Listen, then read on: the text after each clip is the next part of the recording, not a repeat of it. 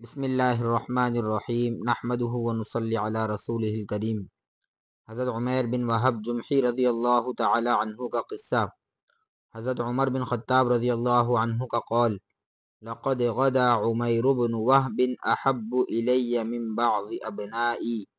ترجمہ: مجھے عمیر بن وہب اپنے بعض بیٹوں سے بھی زیادہ محبوب ہو گئے۔ حضرت عمیر بن وہب رضی اللہ تعالی عنہ کا قبول اسلام۔ عمیر بن وہب جمحی جنگ بدر سے خود تو اپنی جان بچا کر صحیح سلامت واپس آ گیا، مگر اپنے پیچھے اپنے لڑکے کو مدینے میں چھوڑ آیا جو مسلمانوں کے ہاتھوں گرفتار ہو گیا تھا۔ اسے یہ اندیشہ تھا کہ مسلمان باپ کے جرائم کے بدلے میں بیٹے سے پوچھ گچھ کریں گے اور ان اذیتوں اور تکلیفوں کے بدلے میں اسے دردناک سزا دیں گے جو وہ رسول اللہ صلی اللہ علیہ وسلم کو اسلام کی دعوت سے باز رکھنے اور ان کے صحابہ رضی اللہ تعالی عنہم کو اس سے پھیرنے کے لیے دیا کرتا تھا۔ ایک روز عمیر چاش کے وقت بیت اللہ شریف کا طواف کرنے اور وہاں رکھے ہوئے بتوں سے اپنے گمان کے مطابق برکت حاصل کرنے کی نیت سے مسجد حرام میں داخل ہوا۔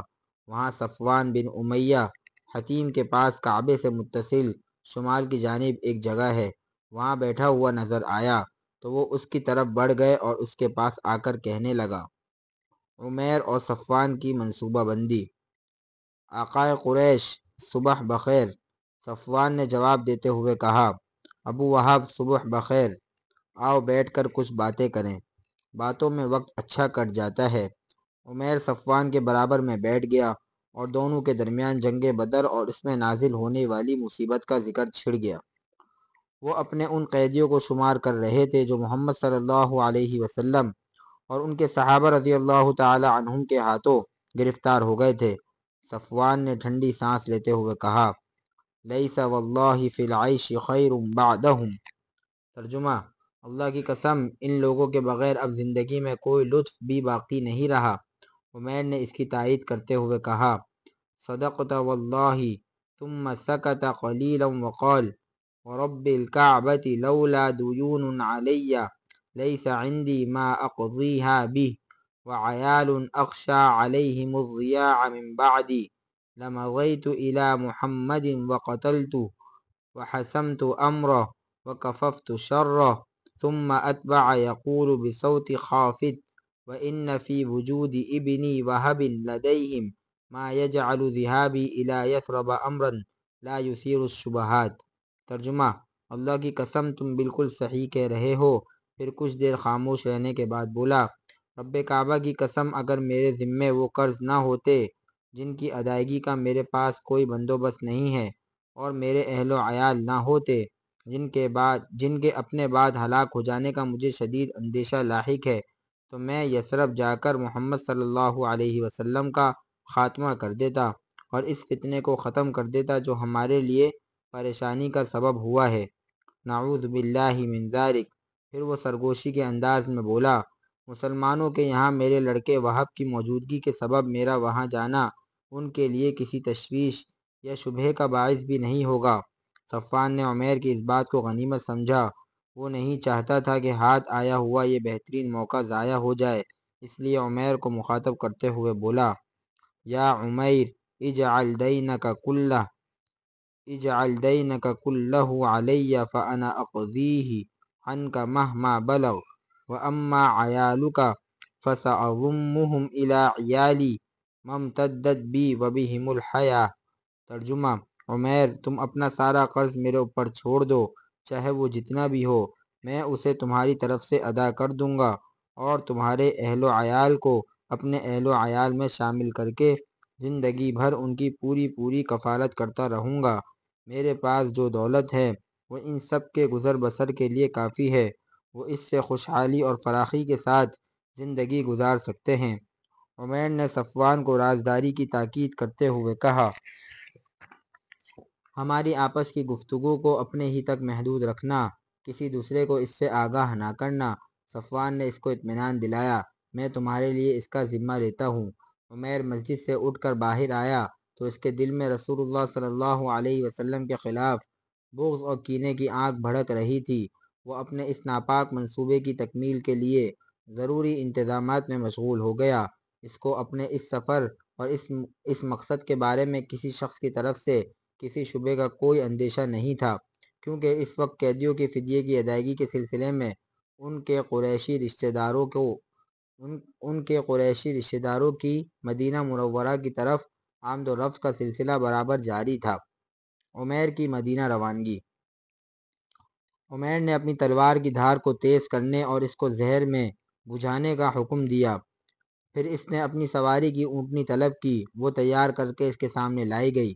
وہ اس کی پشت پر سوار ہو گیا اور اپنے دل میں بغض و دشمنی اور شر و فساد کے ناپاک جذبات لیے مدینے کی سمت چل پڑا۔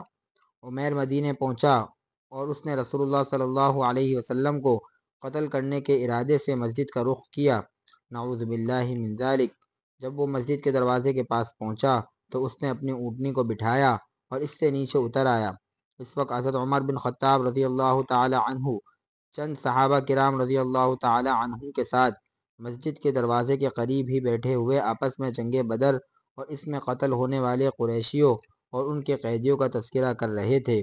وہ مسلمان مہاجرین و انصار کے کارناموں کی یاد تازہ کر رہے تھے اور اللہ تعالیٰ کے اس احسان کو یاد کر رہے تھے جو اس نے مسلمانوں کی فتح و کامیابی اور ان کے دشمنوں کی ذلت آمیز شکست کی شکل میں ان کے اوپر کیا تھا۔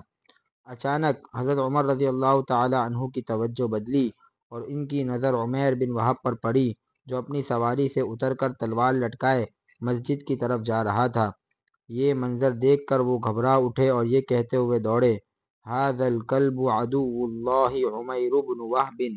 ترجمہ: یہ کتا اللہ کا دشمن عمیر بن وہب ہے۔ اللہ کی قسم، یہ کسی برے ارادے سے آیا ہے۔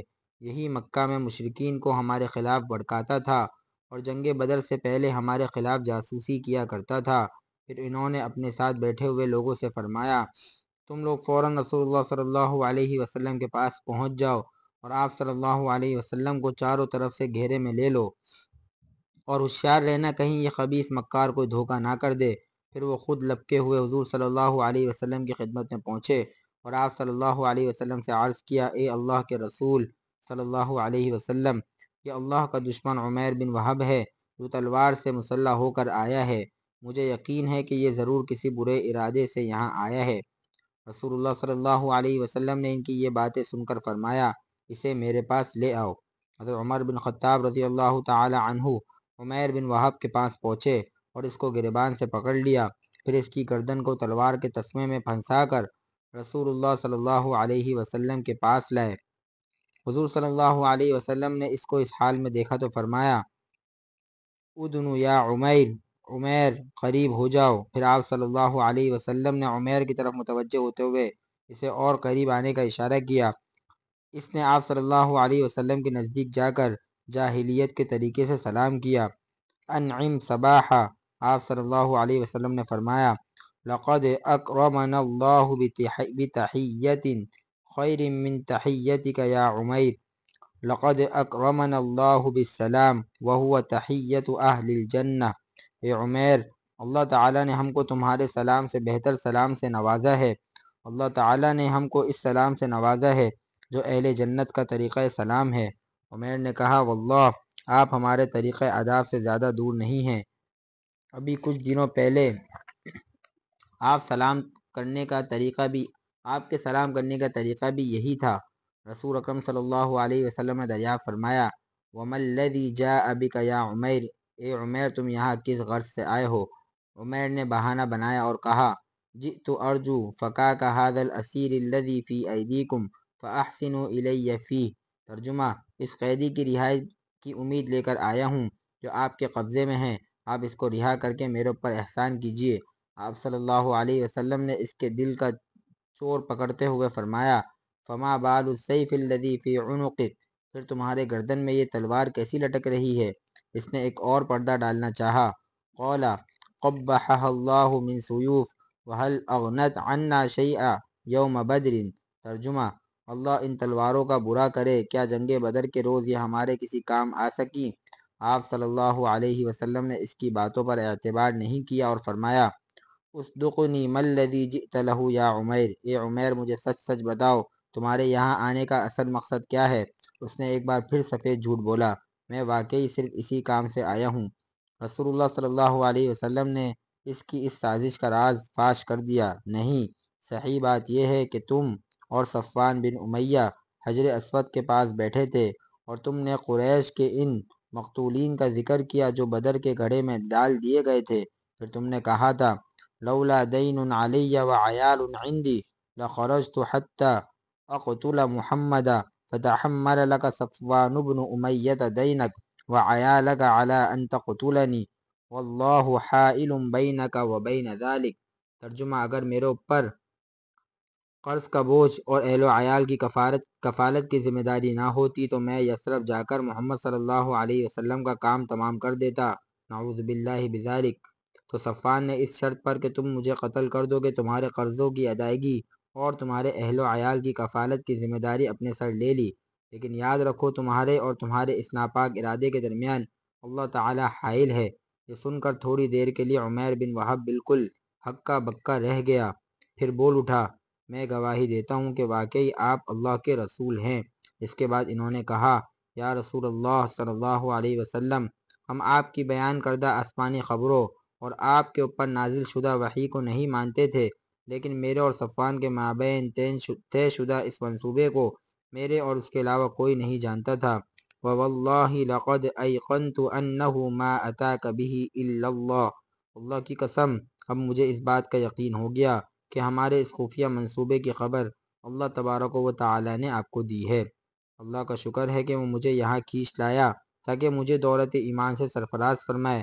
پھر وہ کلمہ شہادت پڑھ کر دائرہ اسلام میں داخل ہو گئے۔ تب رسول اللہ صلی اللہ علیہ وسلم نے صحابہ کرام رضی اللہ تعالی عنہم سے فرمایا، فقہوا اخاکم فی دینی وعلموہ القرآن واطلقوا اسیرہ۔ ترجمہ: اپنے بھائی کو دین سکھاؤ، اسے قرآن کی تعلیم دو اور اس کے قیدی کو آزاد کر دو۔